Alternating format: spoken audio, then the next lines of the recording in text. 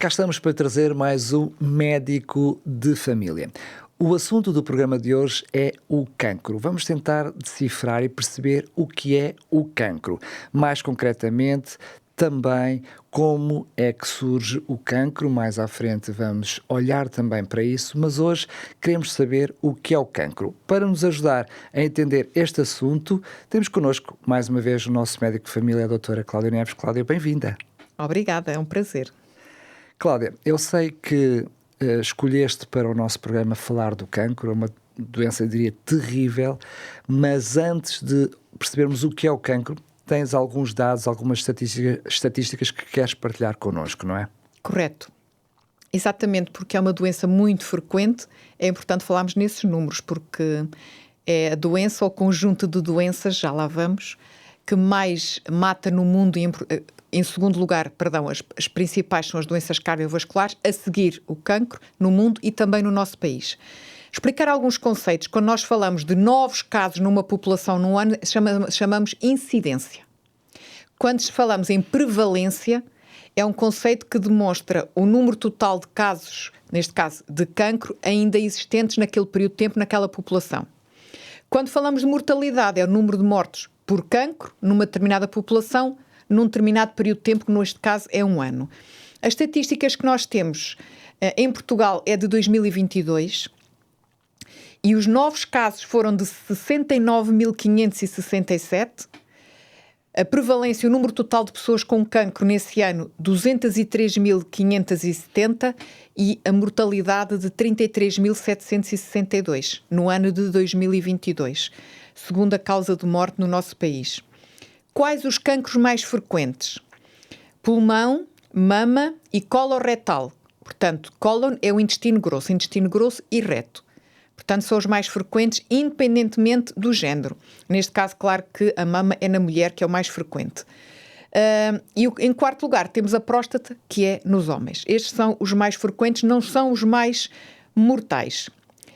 Quando vemos os números distribuídos por género, masculino e feminino, temos dados de 2023 que diz que nos casos novos, que foram 32.436 casos, o cancro mais frequente, 21% dos cancros nos homens, foi a próstata, seguido do coloretal, com 20%, pouca diferença, e o pulmão com 12%.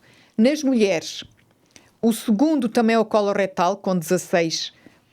O terceiro também é o pulmão, mas menos, 6%, comparativamente aos homens, que era de 12%, mas o mais frequente nas mulheres continua a ser o da mama, com 28% dos tumores. E quando se fala realmente de cancro, como tu já disseste, é algo muito complexo, porque no fundo existem vários, é um conjunto de doenças, não se tratam todos com um medicamento, nem com a mesma forma de terapias ou de tratamentos, e não existe uma única solução, porque cada cancro é um cancro. Eu diria que cada caso é um caso, não é? Também. Elas são diferentes não só pelo nome, porque temos cancro, por exemplo, da mama, da próstata, como já vimos, mas também têm características em comum, que é a característica de todos os cancros, que é o crescimento descontrolado, inicialmente células depois das massas tumorais, e são células que supostamente têm uma aparência semelhante à das células que lhe deram origem, mas também são células com diferenças das células que lhe deram origem. Acima de tudo, o crescimento descontrolado é realmente uma das grandes características do cancro. Podemos pensar assim, o cancro, e já ouvi dizer isto, é uma doença do nosso século, é verdade. Talvez porque é mais diagnosticado, talvez porque é mais conhecido, mas também porque é mais frequente. Mas já temos este conceito desta doença no século V a.C., do conceito de cancro. E foi Hipócrates que deu o primeiro nome e que definiu como carquinus. Carquinus era a palavra para caranguejo. E dá aquela noção do animal escondido debaixo da areia e que a qualquer momento pode vir as tenazes e realmente dar-nos um ataque mordaz. É neste sentido que apareceu a palavra caranguejo. Cancro. Exatamente, o cancro. Depois, durante a cultura romana, eles mantiveram o nome, mas para o latim, e daí é que veio a palavra cancro. No entanto, há aqui conceitos que é importante distinguir. As pessoas pensam assim, tenho um tumor, tenho cancro. Não. A definição, por exemplo, de tumor é uma massa. Um quisto sebáceo é um tumor, por exemplo. Um nódulo benigno na mama ou no útero é um tumor. Tudo o que seja uma massa é um tumor. Pode ser benigno ou maligno. Mas quando falamos de cancro, é sempre maligno. Está bem? Podemos falar também de neoplasia. Aliás, medicamente nós não falamos, quando discriminamos, denominamos o cancro, não dizemos cancro, dizemos mesmo neoplasia. No caso de câncer da mama, neoplasia da mama, por exemplo. Vem de neos, nova, plasia, formação. É uma nova formação. É algo que surge de novo e que forma, por assim dizer, uma massa. Neoplasia é um cancro maligno também. Agora, surge a grande questão. Porquê que nós temos cancro? Como surge o cancro em qualquer pessoa? E para tentar explicar isto um bocadinho, nós temos que explicar aqui um bocadinho da anatomia e fisiologia do corpo humano. Nós somos constituídos por milhões de células. Um conjunto de células com as mesmas características, com as mesmas funções, juntas formam um tecido. Vários tecidos juntos formam um órgão ou sistemas, que depois juntos formam o nosso organismo. Vou dar um exemplo. Várias células cardíacas juntas formam tecidos cardíacos, que depois juntos com outras células com outras características, porque até o coração, como outros órgãos, tem vários tipos de células com funções diferentes, forma o coração. O coração, com o resto das estruturas desse sistema, forma o sistema cardiovascular. O sistema cardiovascular com o sistema respiratório, urinário, genitourinário, formam o corpo humano. E estou a simplificar. Como é que se forma o ser humano? Todos nós estudamos na escola, tem a ver com a fecundação, com a junção de um óvulo da mulher com o espermatozoide do homem, que forma uma célula que se chama zigoto. Que depois se desmultiplica, não é? Essa célula vai dar sempre origem a células filhas, cada célula dá origem a duas, por aí fora. Há multiplicação celular, como tu estavas a referir, que depois forma um embrião, depois o feto, depois o bebê à nascença. De uma célula que é o zigoto, pensa-se que o bebê à nascença tem cerca de 40 mil milhões de células, enquanto que um adulto, com o corpo já formado de adulto, tem cerca de 100 mil milhões de células, vejam, de uma única célula. Mas agora temos aqui outra questão. Como é que de uma célula vêm tantas células diferentes? Coisas incríveis. Essas células, inicialmente, que formam o zigoto e depois a multiplicação, são chamadas células totipotentes. O que é que isso quer dizer? Elas têm a capacidade de transformar-se em qualquer tipo de célula do corpo humano. A diferença vai ter o que é que vai se expressar nos seus genes ou não, no seu código genético. E isso chama-se a diferenciação celular. Como é que de células todas iguais, temos células do estômago, temos células da pele, temos células do olho, temos células de um pé, por exemplo, de um osso. Isso chama-se realmente a diferenciação celular. Que é fantástico. É fantástico. É algo que o ser humano não consegue produzir, é um milagre, e tem a ver com fatores internos e externos que estimulam determinadas células. Está tudo preparado nesse sentido, quando corre bem. Aquela célula vai ser do estômago, aquela vai ser do coração, aquela vai ser do olho. Mediante aquilo que se vai expressar no seu código genético, está no núcleo das células.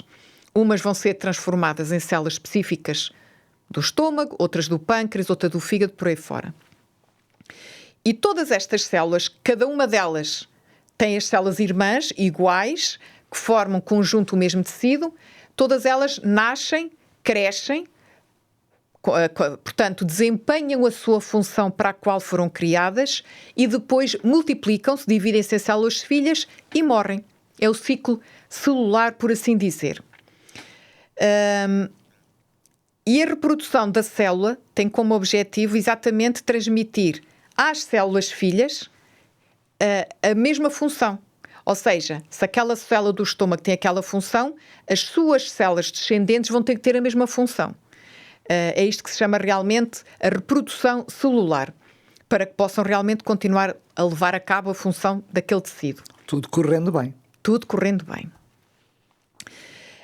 Neste ciclo da vida celular, a própria célula, depois de se dividir, está programada para a chamada apoptose. A apoptose é como se fosse um suicídio programado. Ou autodestruição. Seja, autodestruição. É como que a célula já cumpriu a sua missão, já se multiplicou em células filhas ou descendentes, que também vão ter a mesma função, e ela autodestrói-se por uma série de acontecimentos. Claro que isto tudo é microscópico, que ocorrem dentro da célula, porque uma célula é como se fosse uma cidade, tem várias estruturas com funções diferentes, e por mecanismos internos ela autodestrói-se de uma forma limpa, sem provocar inflamação, sem destabilizar o equilíbrio do resto do tecido ou dos órgãos do nosso organismo. E está programado assim porque aquela célula já não está velha, entre aspas, já não está a cumprir função, dá origem a outras e autodestrói-se ou sofre apoptose. Quando é que isto pode correr mal? A maior probabilidade deste processo não correr como esperado é durante esta divisão das células filhas. Quando ocorre a tal mutação. Que pode ocorrer a mutação, exatamente. O ADN, ácido desoxirribonucleico em português, que em inglês podemos dizer DNA e nós também podemos dizer DNA, é o código genético formado por duas cadeias muito longas, enroladas entre si, por sua vez dobradas, que estão dentro do núcleo das células. E tem ali o código genético para aquela célula, o que é que se vai expressar ou não vai expressar. Conjunto de instruções, não é? Estas instruções são iguais para todas as células do nosso corpo. Mas alguns genes, algum conjunto de informação está suprimido, outras está para ser expressado. Para quê? Para dar a diferenciação, umas são células de uma coisa, outras são de outra. Quando uma célula precisa de se dividir em duas, esta cadeia, este código genético vai se desenrolar. As duas cadeias. Para se formar cópias deste código genético. Proteínas que se vão ali ligar para formar cópias, perante a mesma ordem. São pequeninas proteínas. Podem surgir mutações. Mutações são alterações deste código genético. Erros nesta divisão. E realmente, se há mutações, ocorre maior probabilidade de surgir cancro. Porque a célula cancerígena tem origem numa célula normal, mas que sofreu alterações e tem outras características que são prejudiciais para as outras células vizinhas e para o nosso corpo em geral. Mas tu usaste a expressão pode. Porque o nosso organismo tem autodefesas e formas de lidar mesmo quando há um problema, diria eu, com o surgimento de uma célula, diria, menos funcional, ou então uma célula que não está em condições, também temos um sistema de as poder destruir, não é? Exatamente. A mutação pode ocorrer de forma espontânea. E não se assustem quem nos está a ver e a ouvir. Todos nós, no nosso código genético, podemos sofrer mutações diariamente. Espontaneamente surgem erros. Por expressarem-se genes que não deveriam e outros que deveriam estar a expressar-se não se expressarem. São agentes, nós chamamos mutagénicos, que podem induzir essas alterações. E essas mutações ocorrem nesse exato momento em que o ADN se vai abrir, fica mais exposto e podem ocorrer erros.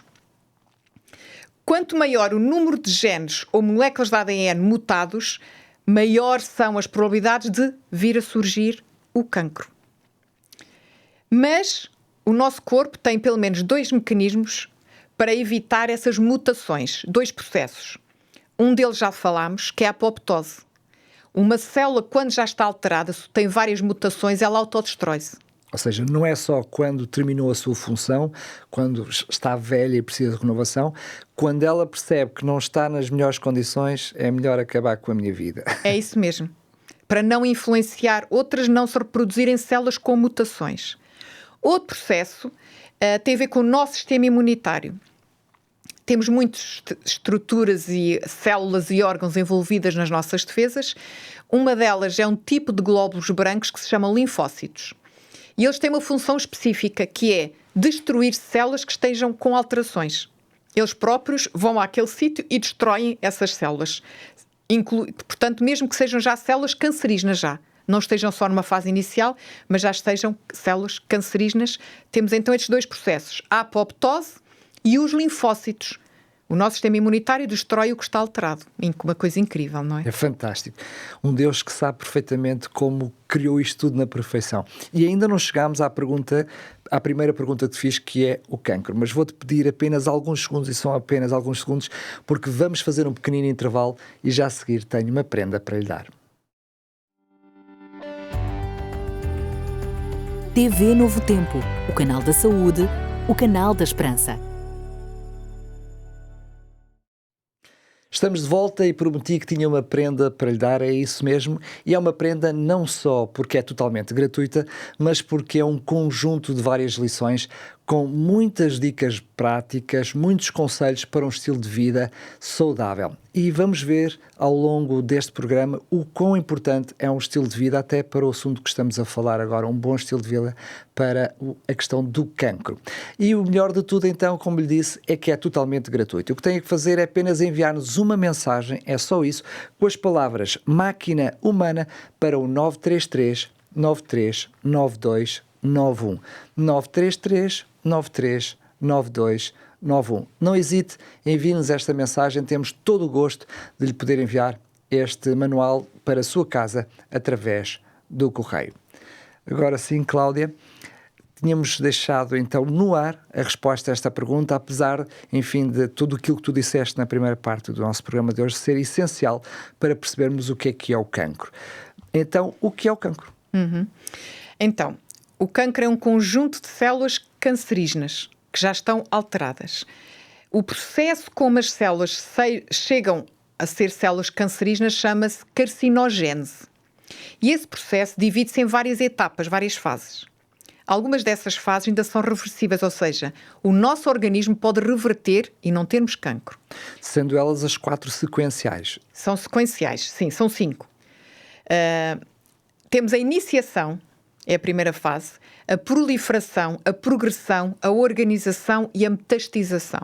Se calhar quem nos está a ouvir, ou quem já teve cancro, ou conhece alguém que tem cancro, já ouviu falar a última, a metastização. É a mais conhecida, que é a mais conhecida. Mas até lá chegar, tem um processo. Todo este conjunto chama-se a carcinogênese. A origem realmente, como é que uma célula mutada geneticamente se transforma em cancro. Então, depois de uma célula sofrer alterações genéticas, para ela realmente transformar-se em cancro tem que haver aqui várias condições. Pensemos, o nosso organismo tinha aqueles processos, então, de defesa para não realmente se desenvolver cancro. Então, se o nosso sistema imunitário for insuficiente, já um está a falhar, maior probabilidade da célula realmente se tornar cancerígena. Se temos excesso de proliferação das células alteradas muito rápido, que o nosso organismo não dá conta... Não consegue destruir à mesma velocidade. Porque Exatamente. Pode estar a funcionar, mas não conseguir destruir à mesma velocidade, não é? Segundo processo, que se estiver a falhar realmente, pode aumentar esta probabilidade. Se o agente mutagénico, ou seja, aquilo que estava a provocar a mutação, vou dar um exemplo, o tabaco, se permanecer no tempo, é mais um fator que aumenta essa probabilidade. Porque, imaginemos, eu até posso estar exposta a algum fator dos hábitos de vida ou do ambiente que esteja a induzir mutações nas células. Mas se eu deixar de estar exposta, diminui a probabilidade dessas células desenvolverem cancro. Ou aumenta a probabilidade da resposta do corpo humano a essa mesma exposição, não é? Exatamente. E se realmente esta mutação afeta genes muito importantes, reguladores ou supressores, eu chamo os interruptores, os que ligam e desligam, que são essenciais, também aumenta a probabilidade realmente de se transformar em cancro. Isto é a fase inicial, em que as células realmente começam a ter mutações e começam a dividir-se. Depois temos a proliferação. É quando estas células, já com alterações genéticas, por diversos fatores de crescimento que nós temos e que os nossos genes são sensíveis a eles ou não, para estimular o crescimento celular.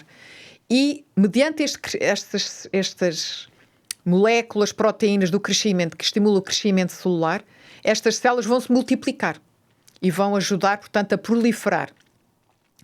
E o objetivo é que elas, mediante a influência destes fatores de crescimento, cresçam ao ritmo que o nosso organismo não consiga ir eliminando. Depois temos a progressão, que é o período de tempo que vai, desde que o cancro realmente está na fase inicial até se desenvolver, por assim dizer. Isto depende de quê? Como já vimos, o cancro é um conjunto de doenças, são todos diferentes. O tempo de evolução é diferente, mediante a sua localização e mesmo na localização, mediante o tipo de células de origem. Nós podemos ter, por exemplo, cânceres da mama que se desenvolvem mais rapidamente, outros que se desenvolvem mais lentamente. Depende do tipo de células, da origem, depende da pessoa, depende da idade da pessoa, depende de outras doenças associadas, de múltiplos fatores. Até porque percebemos logo pela explicação que nos estás a dar que uma pessoa de maior idade naturalmente terá portanto, uma renovação celular mais lenta, portanto, o cancro também se desenvolve mais lentamente, não é? Na maioria, sim, mas tudo depende do tipo de cancro. Claro. Por isso é que é um conjunto de doenças. Ainda que nesta fase chamada progressão o cancro ainda possa ser reversível, por outro lado, ele cresce mais rapidamente. E depende, mais uma vez, da exposição aos fatores de risco de cancro, aos fatores mutagénicos. Depois temos a organização. Aqui é quando as células que já estão alteradas começam a transmitir esse código alterado às células filhas. E cada vez vamos tendo mais, porque além de se multiplicarem, cada uma dá origem a duas, já vimos que uma das grandes características das células cancerígenas é elas multiplicarem-se a um ritmo muito maior. E elas vão adquirindo, por assim dizer, as características próprias daquele cancro, das células-mães que deram origem às células filhas já cancerígenas. E ocorre aqui um outro fenómeno, as células todas juntas já vimos que formam um tecido, as células cancerígenas juntas formam também um tecido canceroso. Elas próprias, para conseguir se alimentar mais facilmente, as células precisam de nutrientes e oxigênio. E o que é que traz isso? É corrente sanguínea. Ocorre aqui um processo incrível que se chama angiogênese. O próprio tumor, na fase inicial, consegue estimular a produção de novos vasos sanguíneos para trazer corrente sanguínea com os nutrientes e o oxigênio para alimentar a sua replicação rápida das células. E claro que é mais um fator que vai favorecer o crescimento descontrolado da massa tumoral, neste caso maligna. Quando já se fala de metastização, estamos a falar da extensão do cancro a outro órgão diferente daquele que lhe deu origem.